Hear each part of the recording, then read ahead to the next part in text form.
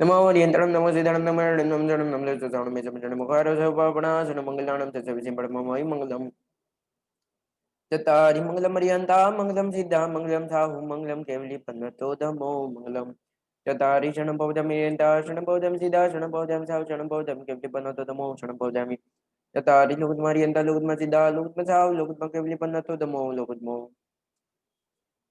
मंगलम भगवान वीरो मंगलम गौतमो प्रभु मंगलम स्थूलि भद्राचार्य जैन धर्मस्तु मंगलम सर्वारिष्टा प्रणाशाय सर्वाभिष्टार्थदायिने सर्वलब्धि निदानाय श्री गुरु गौतम स्वामिने नमः पाठम परपरानाय श्री सुधर्म स्वामिने नमः मंगलम पद्मजीताद्य मंगलम कनको गुरु मंगलम सूर्यदेवेंद्र कला पूर्णस्तु मंगलम कला प्रभ सूर्य सद्गुरुभ्यो नमः कल्पतरु सूर्य सद्गुरुभ्यो नमः तीर्थभद्र सूर्य सद्गुरुभ्यो नमः शिवमस्तु सर्वजगतः परहितनिरता भवन्तु भूतगणा दोषा प्रयन्तु नाशं सर्वत्र सुखी भवतु लोकः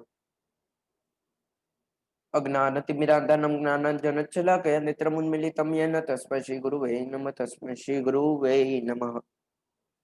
कल हमने बंधन के 15 भेद पढ़े थे, मुख्य 5 और आगे 15, लेकिन कल थोड़ा डिस्टरबेंस था, यानी आवाज में तकलीफ थी, आपको बराबर से सुनाई नहीं दे रहा था, पीछे मेरे आवाज था, बहुत सारा बैकग्राउंड खराब था, इसीलिए वो आज मैंने फिर से रिकॉर्ड किया और रिकॉर्ड करने के बाद आज मैं डाल दूंगा, कल का और आज का ऐसे दोनों में आज ही डाल दूंगा। उसके पहले के जितने भी थे वो सारे हमने यूट्यूब पे डाल दिए हैं, वो आप देख सकते थे।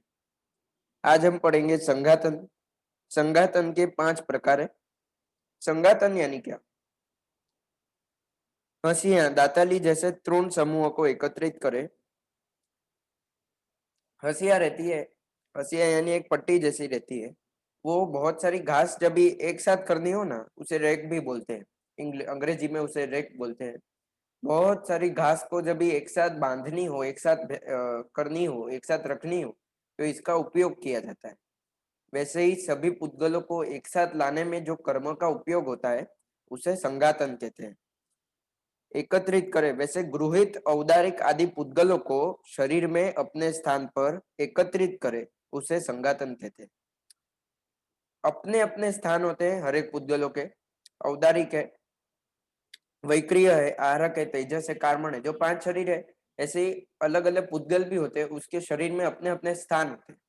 यह स्थान पे यह 5 पुद्गलों को जो एकत्रित करता है, उसे यह जो कर्म होता है एकत्रित करने वाला, उसे संघातन नाम कर्म कहा जाता है।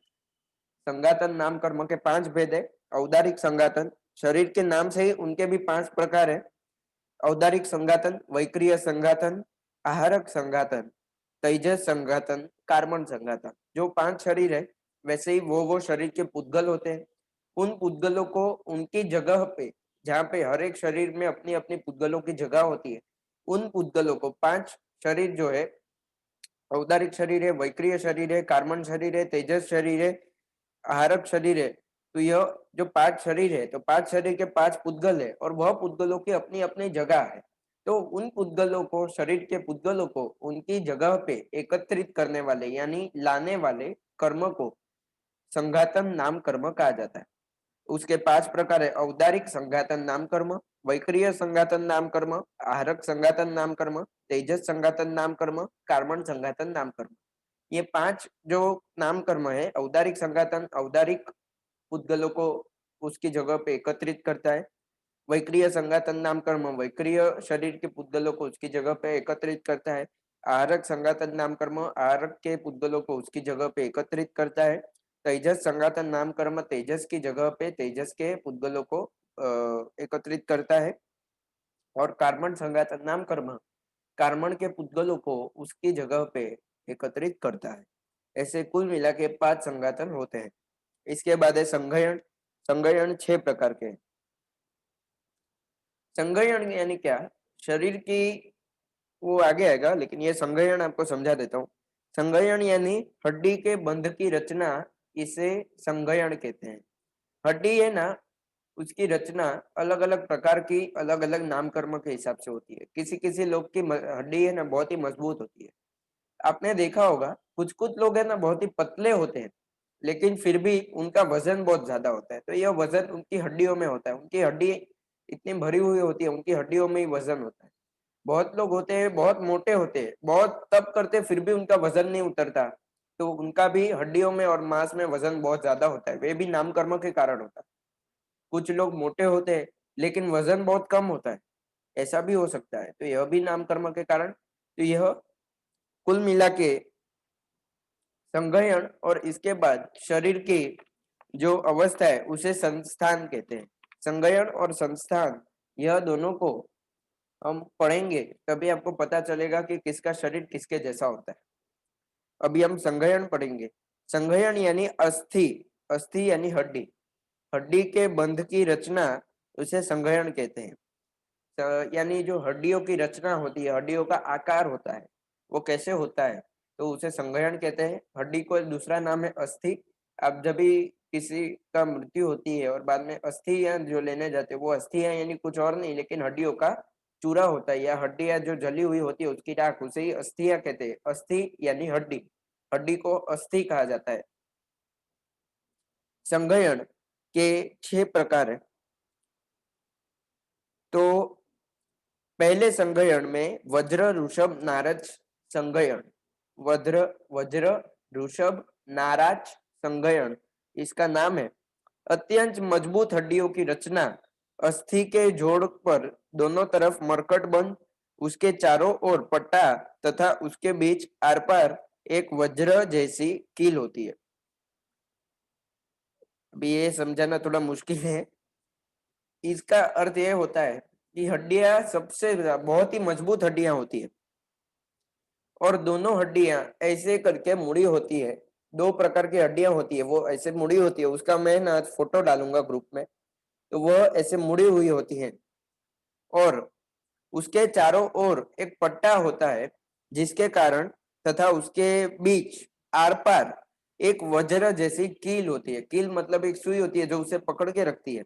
उसके चारों ओर एक पट्टा होता है। यह जो हड्डियां होती है उसके चारों ओर ऐसे करके एक पट्टा होता है, बीच में एक वज्र जैसी कील होती है। वज्र यानी बहुत ही जो वजनदार, वज्र यानी बहुत ही वजनदार एक ऐसा अस्त्र है, तो वज्र जैसी कील होती है जो उसे पकड़ के रखती है।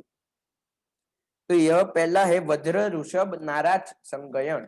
यह संगयन यानी जो एकदम मजबूत हड्डियां हो, जिसके चारों तरफ मरकट बंद यानी एक पट्टा होता है, मरकट बंद होता है और एक पट्टा होता है, और उसके आर पार एक वज्र जैसी कील होती है।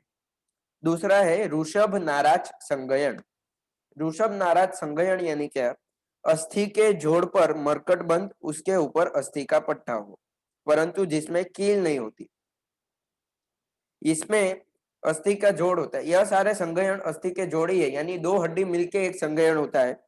तो अस्थि के जोड़ पर मरकट बंद होता है, मरकट बंद होता है यानी वे दोनों बाजू से ऐसे मिले हुए होते हैं, वह बंद होते हैं, यानी एक दूसरे से गुले हुए होते, मिले हुए होते हैं, एकदम ऐसे करके टाइटली, एकदम जोर से पकड़ के रखा होता है दोनों हड्डियों ने एक दूसरे को, इसे मरकट बंद कहते हैं। उसके ऊपर अस्थि का पट्टा होता है, उसके ऊपर एक की तरफ अस्थि का पट्टा होता है, और यह सिर्फ पट्टा ही होता है, लेकिन इसमें बीच में से कील नहीं होती। जो कील हमने वज्र ऋषभ नारद संगयन में पढ़ा, यह इसमें नहीं होता। इसमें बीच में वज्र जैसी कील नहीं होती, इसीलिए इसका नाम है सिर्फ ऋषभ नाराज संगयन। इसकी हड्डी वज्र ऋषभ नाराज संगयन से थोड़ी सी नरम होती है, लेकिन मजबूत होती है फिर भी। तीसरा है नाराज संगयन। अस्थि के जोड़ पर केवल मरकट बंधो, उस पे पट्टा नहीं होता, कुछ भी नहीं होता, सिर्फ और सिर्फ अस्थि के जोड़ पर एक मरकट बंद होता है। दोनों अस्थियां दोनों जो हड्डियां होती है वह एक दूसरे को मरकट बंद यानी एक दूसरे को जकड़ के पकड़ के रखती है, और जकड़ के रखती है या पकड़ के रखती है, दोनों आप मान सकते हो। यह जो दोनों हड्डियां होती है ऐसे एक दूसरे को पकड़ के रखती है टेढ़े आकार में, तो इसे मरकट बंद कहते हैं। तो नाराज संगयन में दोनों हड्डियां एक दूसरे को सिर्फ पकड़ के रखती है। चौथा है अर्ध नाराज संगयन, जिसके हड्डी के एक तरफ मरकट बंद हो और दूसरे तरफ कील हो। हड्डी 2 बड़ी हड्डी होती है, उसमें से एक तरफ उसके मरकट बंद होता है यानी जकड़ के पकड़ा हुआ होता है, और एक तरफ उसमें कील होती है, यानी खुला भाग होता है, उसमें पकड़ा नहीं होता। तो यह है नाराज संघयन। इसकी हड्डी इतनी मजबूत नहीं होती। पहले की सबसे मजबूत हड्डी पहले वाले की, यानी वज्र ऋषभ नाराज संघयन। दूसरा है ऋषभ नाराज संघयन, इसमें उससे थोड़ी सी कम मजबूत होती है।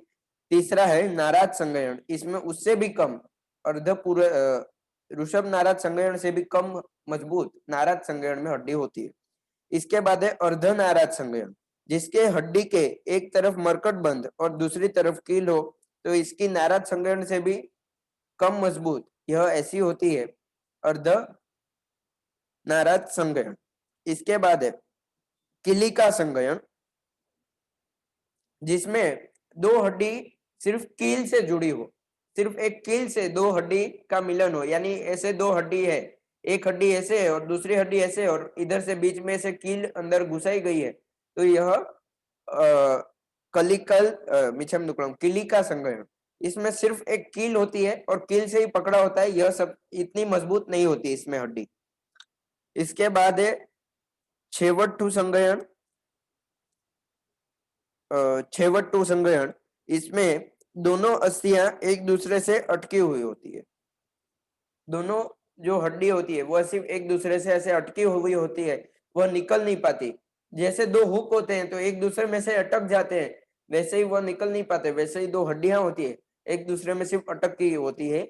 तो यह आखिरी के दो किलिका संघयन और छेवटू संघयन, यह दोनों सबसे कह सकते हैं तो इतने मजबूत नहीं, लेकिन सबसे कमजोर होते हैं। तो यह दो हड्डियां किलिका संघयन और छेवटू संघयन, यह दोनों में सबसे कमजोर होती है हड्डियां। तो यह दो प्रकार है। अभी कौन से संघयन से कितना ऊपर भी जा सकते हो और कितना नीचे भी जा सकते हो, ये अभी पढ़ेंगे। कौन से संघयन वाले मनुष्य मरकर कहाँ तक गति कर सकते हैं। अलग अलग संघयन होते हैं। यह मनुष्य के 6 संघयन होते हैं। पहला है वज्र ऋषभ नाराज संघयन, दूसरा ऋषभ नाराज संघयन, तीसरा है नाराज संघयन, चौथा है अर्ध नाराज संघयन, पांचवा है किलिका संघयन और छठा है छेवटू संघयन। ये जो 6 प्रकार के संघयन है, यह 6 प्रकार के संघयन, यह 6 प्रकार के मनुष्य को होती है। आप जो भी प्रकार के मनुष्य हो, आपकी जितनी ताकत होगी उस प्रकार से आपके हड्डी की आकार होगी, उस प्रकार से आपके हड्डी का संघयन रहेगा, आपके नाम कर्म के हिसाब से।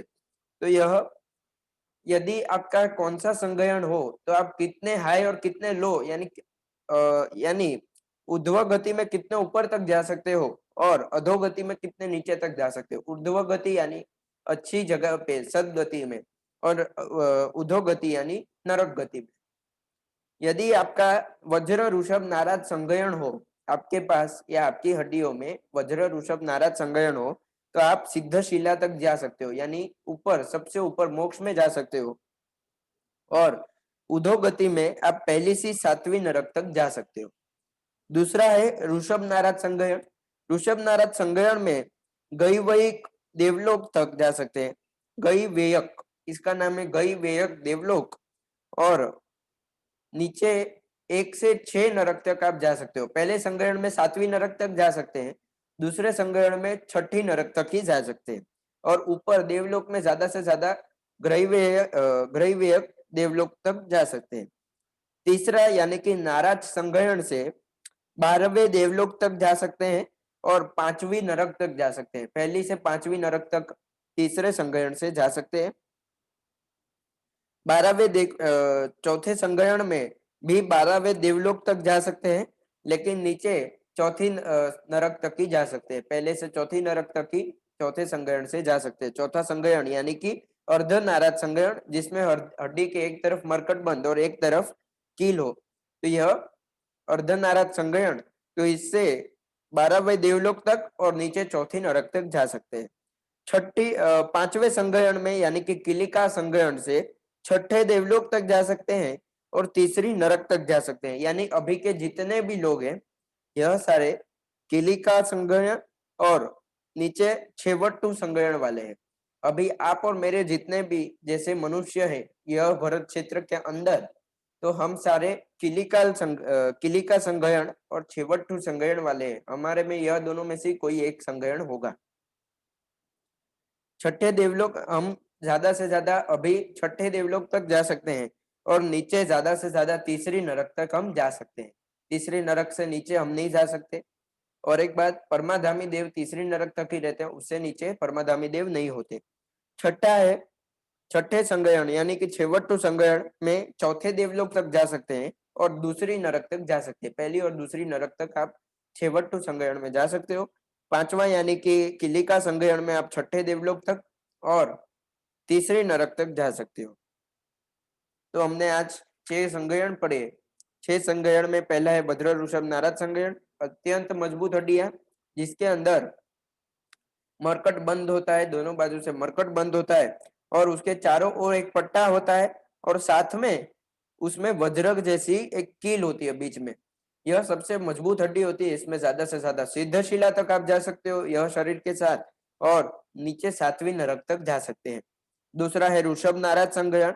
अस्थि के जड़ पर मरकट बंद होता है और उसके ऊपर एक पट्टा होता है, कील नहीं होती लेकिन। तो यह ऋषभ नारद संगयन में आप ज्यादा से ज्यादा 11वें देवलोक मिचम दुक्कड़म ग्रहवेय देवलोक तक जा सकते हो जो 12वें देवलोक से भी ऊपर है, और छठी नरक तक जा सकते हो। तीसरा संगयन है नारद संगयन। इसमें अस्थि के जड़ पर केवल मरकट बंद होता है, इससे ज्यादा नहीं होता, एक मरकट बंदी होता है। तो नाराज संगयन में आप ज्यादा से ज्यादा 12वें देवलोक तक जा सकते हो और 5वीं नरक तक जा सकते हो। इसके बाद है अर्धनाराज संगयन। इसमें हड्डी के एक तरफ मरकट बंद होता है और एक तरफ कील होती है। तो इससे आप ज्यादा से ज्यादा 12वें देवलोक तक जा सकते हो और नीचे चौथी नरक तक जा सकते हो। इसके बाद है किलिका संगयन, जिसमें केवल एक कीली होती है और उससे ही दो हड्डी जुड़ी हुई होती है। तो इसमें ज्यादा से ज्यादा छठे देवलोक तक जा सकते हो और नीचे ज्यादा से ज्यादा तीसरी नरक तक जा सकते हो। अभी के सारे लोगों के शरीर इसके किली का संग्रहण में आते हैं। छठे आरे जब भी आएगा, हमने काल चक्र जब भी पढ़ा था तभी छठा आरा हमने पढ़ा था।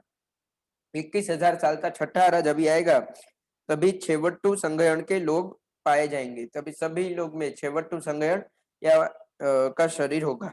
यह लोग ज्यादा से ज्यादा चौथे देवलोक तक जा पाएंगे और नीचे ज्यादा से ज्यादा दूसरी नरक तक जा पाएंगे।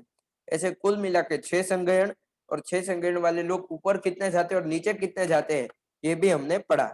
कल हम पढ़ेंगे संस्थान। संस्थान यानी क्या होता है? तो संस्थान यानी एक प्रकार से आपका शरीर का आकार क्या होगा, तो यह संस्थान के अंदर आता है।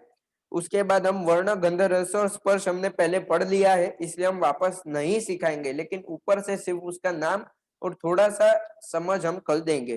तो कल हम 2 चीज पढ़ने वाले हैं, संस्थान और वर्ण गंध रस और स्पर्श। यह चारों चार के ऊपर ऊपर से हम मतलब समझेंगे। एकदम अच्छे से समझना हो तो पहले के क्लास आपको देखने पड़ेंगे अजीव तत्व के। अजीव तत्व के वक्त हमने वर्ण गंध रस और स्पर्श लिए थे। हमारे हर वीडियो में हम जीव तत्व होता है तो जीव तत्व, अजीव तत्व होता है तो अजीव तत्व, ऐसा लिखा हुआ होता है। तो अभी आप जितने भी वीडियो देख रहे हैं उसमें अष्ट कर्म या फिर 8 कर्म करके लिखा हुआ रहेगा टॉपिक में। ऊपर का टॉपिक सेम ही रहता है, पहले क्लास या लेक्चर नंबर क्या होता है उसका नंबर क्रमांक दिया जाता है। उसके बाद हमारा चैनल का नाम तत्व ज्ञान प्रवेशिका भी लिखा जाता है, जैन भक्ति गीत भंडार भी लिखा जाता है। और उसके बाद जीव या अजीव तत्व जो भी हमने पहले किया हो, जीव तत्व कर रहे थे तभी जीव लिखा है उधर, अजीव तत्व की कर रहे थे तभी अजीव तत्व लिखा है। अभी हम अष्ट कर्म कर रहे हैं यानी 8 प्रकार के कर्म कर रहे हैं, इसलिए 8 कर्म या फिर अष्ट कर्म दोनों में से कोई भी एक चीज उधर लिखी हुई होगी। और कौन सा क्रमांक का पाठ चल रहा है, अभी आप तीसरे पाठ में हो तत्व ज्ञान के, अभी आप तीसरे पाठ में हो। तीसरे पाठ की अभी तक शुरुआत नहीं हुई लेकिन थोड़े ही समय में शुरुआत हो जाएगी। जीव तत्व कर रहे थे तभी पहला पाठ चल रहा था, अजीव तत्व कर रहे थे तभी दूसरा पाठ चल रहा था। अभी आगे के 2 से 3 तत्वों के हमने एक साथ पाठ ले लिए है। ये जो अभी आप 8 कर्म सीख रहे हो उसमें बहुत ही ज्यादा आगे का आपने सीख लिया है, तो आगे भी आपको ज्यादा तकलीफ नहीं होगी। हमने आधे से ज्यादा कह सकते हैं तो आधे से ज्यादा हमारा हो चुका है तत्व ज्ञान का, लेकिन बहुत ही कुछ बाकी भी है, तो वह सभी हमें आगे के समय में पढ़ना है। अभी है छोटा छोटा चीज है लेकिन उसे समझाने में और समझने में बहुत ही बड़ा फर्क आता है, और उसे देखा जाए तो आपको जब भी आप आचरण में लाएंगे आपके रोज की जिंदगी में, वह रोज के समय पे आप रोज करोगे, तभी वो ज्यादा आपको पता चलेगा कि क्या क्या होता है, निर्जरा क्या होती है, संवर क्या होता है, आश्रव क्या होता है। यह सभी आपको आगे भी हम सिखाएंगे, अच्छे से सिखाएंगे। लेकिन यह आप जब भी आचरण में लाएंगे तभी उसका फायदा होगा, और तभी आप उसे और अच्छी तरह से समझ पाएंगे। इसीलिए सिर्फ समझना, यह हम जो भी करते हैं यह थियोरी है, यानी कि यह सिर्फ आपको समझ दे रहा हूँ कि यह क्या क्या है। मुझे 2 से 3 जन ने बोला कि इसमें हमें लगा था कि आप बड़ा अच्छे से फिलोसॉफी, यानी कि आप क्या सिखाएंगे, तो अलग अलग चीज तत्व ज्ञान को छोड़ के और बहुत कुछ सिखाएंगे। तत्व ज्ञान में क्या क्या होता है, ये होता है, वो होता है, यह क्यों होता है, यह सब सिखाएंगे।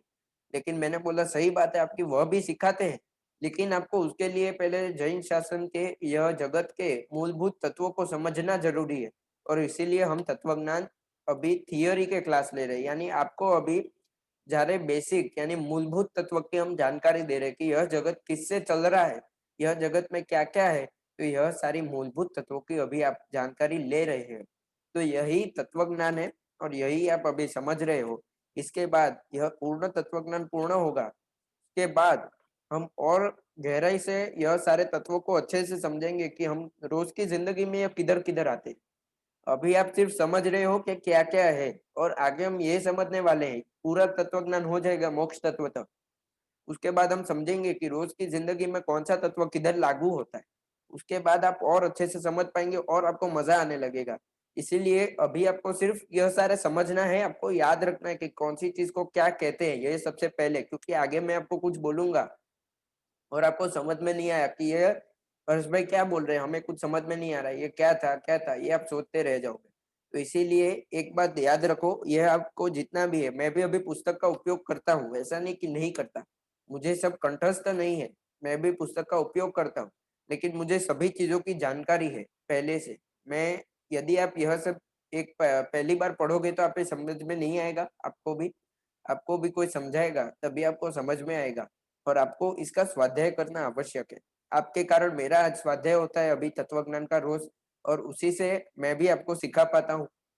तो आप भी जो सीख रहे हो उसका यदि आप स्वाध्याय करोगे तो आपको यह तत्वज्ञान हो जाएगा। उसके बाद हम जो सिखाएंगे उसमें, या फिर हम जो उसके बाद समझेंगे कि हमारे रोज की जिंदगी में अब किधर किधर लागू होता है, उसमें आपको बहुत ही ज्यादा सहायता होगी, यह सभी आप स्वाध्याय करोगे तो।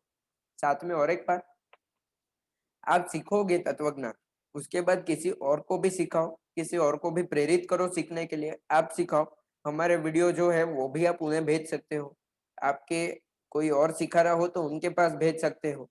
कुछ भी करे, लेकिन तत्वज्ञान जितने ज्यादा लोग सीखेंगे उतना ज्यादा फायदा है। आप सीखे हो, आप आगे सिखाओ, कोई और सिखाए वो उनको आगे भेजो। किसी ने पहले सीख लिया है लेकिन अभी स्वाध्याय बहुत समय से नहीं हुआ और भूल गए हुए, तो उन्हें कोई पुस्तक दो तत्वज्ञान का। यह अच्छा सा पुस्तक है जो मैं पढ़ता हूँ, नव तत्व नाम है।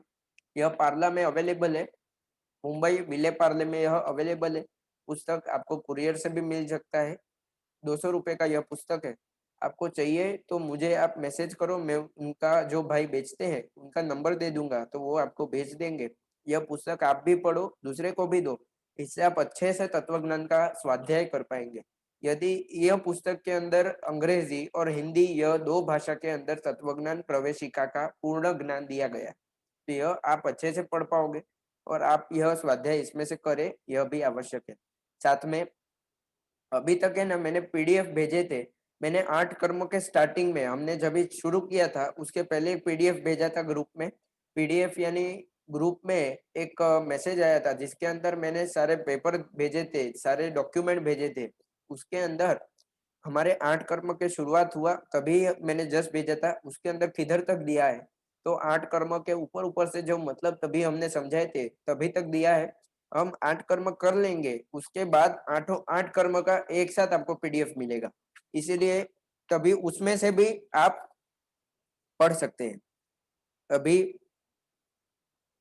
संस्थान, यह हमारा कल हम लेने वाले हैं। संस्थान के बाद वर्ण गंध रस और स्पर्श लेंगे। उसके बाद अनुपूर्वी और विहायोगति, ऐसे 2 प्रकार हमारे बच जाएंगे। ख गति भी कहते हैं विहायोगति को। तो ऐसे 2 प्रकार भेद, मुख्य 2 भेद यह हमारे रहेंगे, ये हम परसों करेंगे।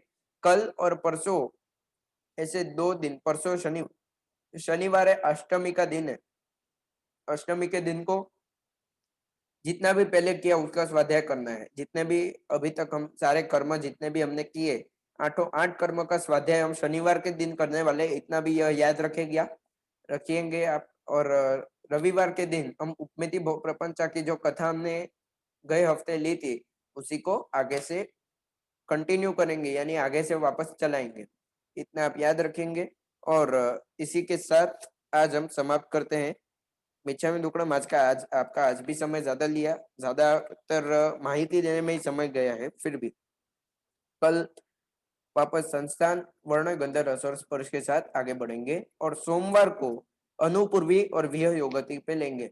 सोमवार का दिन हमारा 8 कर्म के लिए आखिरी दिन होगा और मंगलवार से हम आगे बढ़ने वाले हैं। वो हिसाब से आप याद रखेंगे और वही हिसाब से आप अपना शेड्यूल रखें। धन्यवाद। सर्वमंगल मांगल्यम सर्वकल्याण कारणम प्रधानम सर्वधर्माणाम जैनम जयति शासनम।